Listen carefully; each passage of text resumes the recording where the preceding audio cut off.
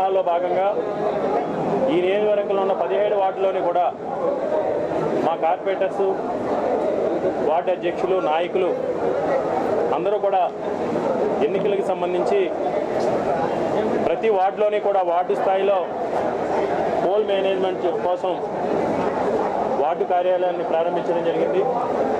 అందులో భాగంగా ఈరోజు విశాఖ ఉత్తర నియోజకవర్గంలో 45వ ward corporator GMC deputy floor leader Kampa Anoop గారు, అదేవిధంగా 55వ వార్డు కార్పొరేటర్ సోదరి శ్రీమతి కేవీఎల్ శశికళ గారి ఆధ్వర్యంలో ఈ 2 వార్డులకు సంబంధించి ఒక పార్టీకి సంబంధించి 80 ఫీట్ రోడ్లో ఈరోజు ఎన్నికల కార్యాలయాన్ని, ఈ 2 కార్యాలయాన్ని కూడా ప్రారంభించడం జరిగింది. యావత్ దేశం కూడా అభినవ పూలేలా కీర్తిస్తున్న గౌరవనీయ వైఎస్ జగన్మోహన్ రెడ్డి గారి సుపరిపాలనని ప్రజలందరికీ కూడా తెలియజేసి ఆ సంక్షేమం, ఆయన చేస్తున్న సంక్షేమం, ఆయన చేస్తున్న అభివృద్ధిని కొనసాగించడం కోసం, ఈ రాష్ట్రంలో ఉన్న భావితరాల బంగారు భవిష్యత్తు కోసం మరొక్కసారి జగన్మోహన్ రెడ్డి గారిని ముఖ్యమంత్రి చేయాలి పోలేదు.